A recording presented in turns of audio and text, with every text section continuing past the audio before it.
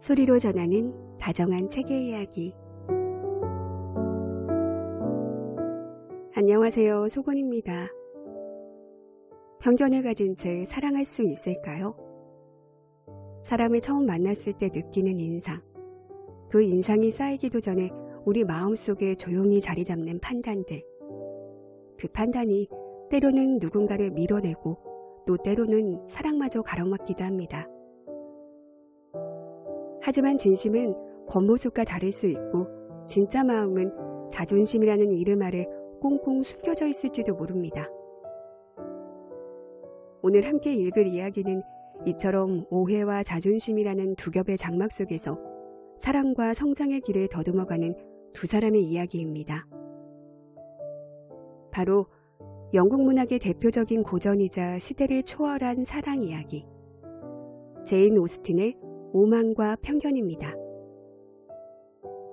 다양한 출판사의 번역본이 있지만 저는 소담 출판사에서 펴낸 임병윤 번역가의 번역으로 만나는 오만과 편견을 소개하려고 합니다.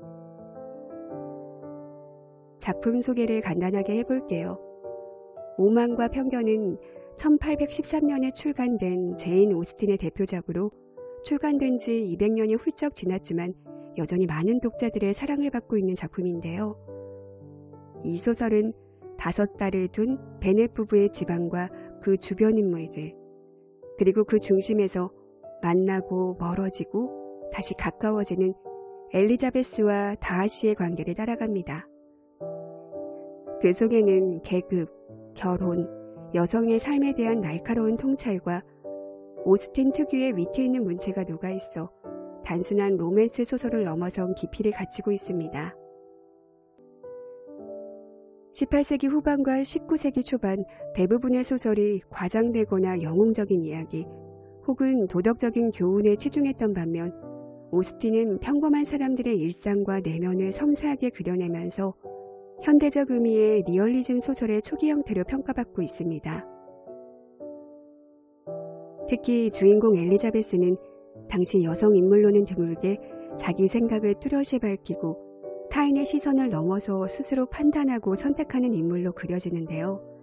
그래서 오만과 편견은 오늘날에도 여성의 주체성을 다룬 문학으로 평가받기도 합니다.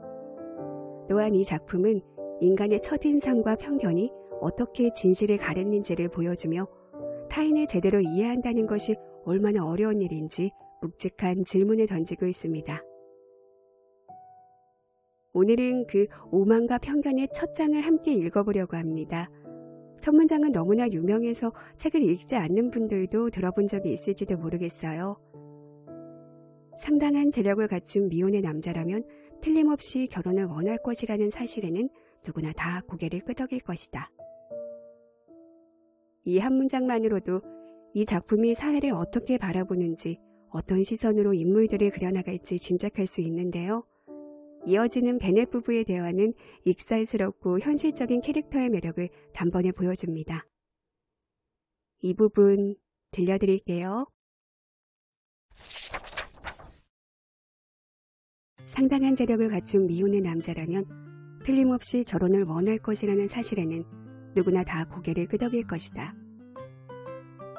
이런 조건의 남자가 이웃으로 이사를 오게 되면 그의 성격이나 생각이 어떻든 간에 이런 고정관념에 젖어있는 이웃 사람들은 자기 딸들 중에서 누구와 잘 어울릴지, 천생배필은 누구일지 떠들썩해지기 마련이다. 여보, 당신. 어느 날 베넷 부인이 남편에게 다급히 말을 걸었다. 네더필드 파크에 드디어 사람이 들어왔대요. 소식 들으셨어요? 베넷 씨는 금시초문이라는 투로 답했다. 그게 말이에요. 롱 부인이 방금 다녀가면서 얘기를 해주잖아요, 글쎄. 베넷 씨는 아무 말도 하지 않았다. 그 집에 누가 이사 왔는지 궁금하지도 않아요, 당신은? 말하고 싶어 안달난 부인의 목소리가 앙칼지게 변했다. 당신 아주 이야기하고 싶어 안달이 난 것 같군. 내가 듣지 않겠다고 한 건 아니잖소. 베넷 부인은 기다렸다는 듯 이야기를 쏟아냈다. 있잖아요, 여보. 롱부인 말로는 네더필드에 이사 온 사람은 잉글랜드 북부에서 온 청년인데 재산이 상당하대요. 지난 월요일에 사륜마차를 타고 와서 집을 둘러봤는데 집이 무척 마음에 들었는지 두말 않고 그 자리에서 모리스 씨와 계약을 했다네요. 성 미카엘 추기 전까지는 이삿짐이 들어오고 하인들은 다음 주말쯤 도착할 거라더군요. 이름이 뭐래요? 빅리라네요. 유부남이에요? 아니면 미혼? 미혼이겠죠. 틀림없어요, 여보. 미혼인데다 엄청난 재력가라니. 연수입이 4, 5천 파운드라니까요. 딸들한테 이보다 좋은 일이 어디 있겠어요? 그게 무슨 말이요? 우리 애들하고 무슨 상관이 있다고 그러는 거요? 이봐요, 베네 씨. 당신은 정말 재미라고는 없는 남편이에요. 그 청년이 우리 딸 중 한 명과 결혼하게 될지 누가 알아요? 그 사람이 여기로 이사 오는 목적이 그거랍니까? 목적이라니요. 참, 무슨 말씀을 그렇게 하세요? 그 청년이 우리 딸들 중 한 명과 사랑에 빠지지 말란 법이라도 있어요? 그러니까 당신은 그 사람이 이사를 오는 즉시 한번 찾아가 보세요. 난 전혀 내키지 않으니 당신과 아이들이나 갔다 오구려. 아니면 아이들만 보내둔가. 그게 더 나을 것 같군. 딸들보다는 당신이 더 멋있어서 빅리 씨가 애들보다 당신에게 더 관심을 가질지 모르니 말이오. 어머, 왜 마음에도 없는 칭찬을 다 하시네요? 하기야, 한때는 나도 꽤 아름다웠지요. 지금은 뭐 새삼스레 꾸밀 필요도 없지만요. 말만 한 딸을 5이나 둔 처지에 멋부를 일이란 이제 다 지나간 셈이죠. 하기야, 그렇게 다 큰 자녀들을 두고도 아름다움을 유지하는 여자가 어디 흔하겠소? 그렇지만 여보, 빅리 씨가 이사를 오면 당신이 꼭 한번 찾아가 보세요. 분명히 말하지만 난 그럴 생각이 없소.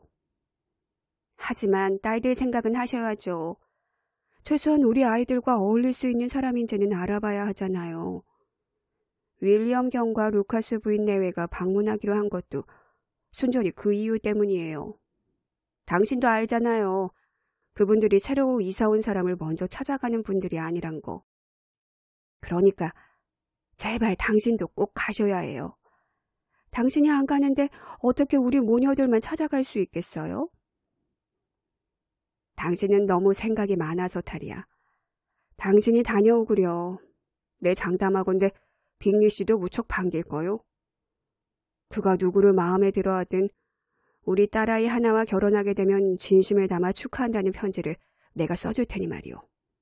물론 우리 귀여운 리지 칭찬도 덧붙여야겠지. 제발 그런 말씀은 하지도 마세요. 리지가 다른 아이들보다 나은 게 뭐가 있다고요? 제 입만큼 예쁘기를 해요? 아니면 리디아처럼 성격이 좋기를 해요? 그 애들에 비하면 절반에도 못 미치는데 당신은 늘 리지 편만 들잖아요. 그 애들이야 뭐 내놓을 만한 게 있어야 말이지. 하나같이 어리석고 무식하기는 다른 집 딸들과 똑같으니. 하지만 리지는 다르지.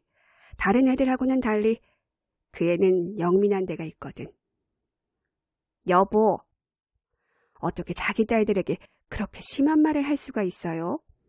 내가 화내는 게 그렇게 재미있어요? 내가 지금 신경쇠약 상태라는 건 전혀 생각도 안 하시는 거죠? 여보, 그건 아니오.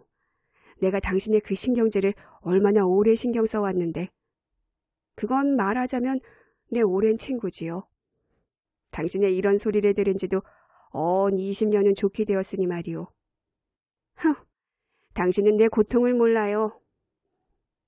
하지만 당신은 그 고통을 떨쳐내고 오래오래 살아서 한 해에 4,000파운드씩 버는 젊은 녀석들이 마을로 몰려드는 것을 봐야 하지 않겠소.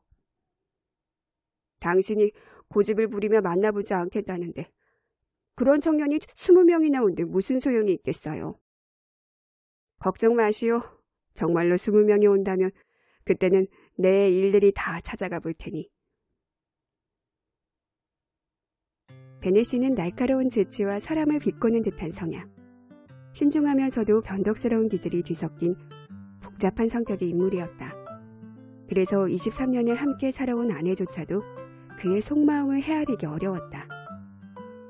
반면 베넷 부인은 속내가 쉽게 드러나는 편이었다.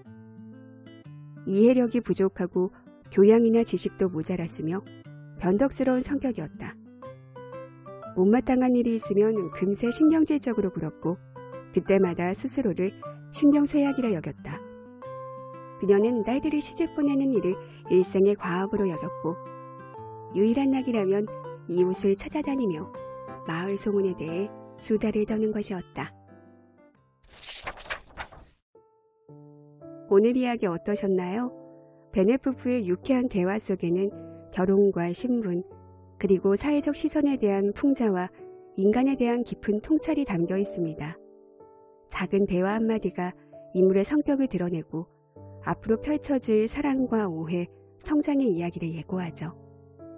이처럼 제인 오스틴은 평범한 일상 속에서도 인간의 내면과 사회적 관계를 섬세하게 그려내며 독자를 자연스럽게 이야기 속으로 이끕니다. 앞으로 펼쳐질 엘리자베스와 다시의 만남, 그리고 그들 사이의 오만과 편견을 넘어선 사랑의 여정이 궁금하지 않으신가요?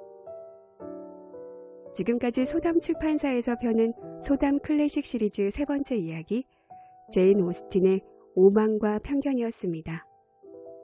구독, 좋아요, 알람 늘 감사합니다.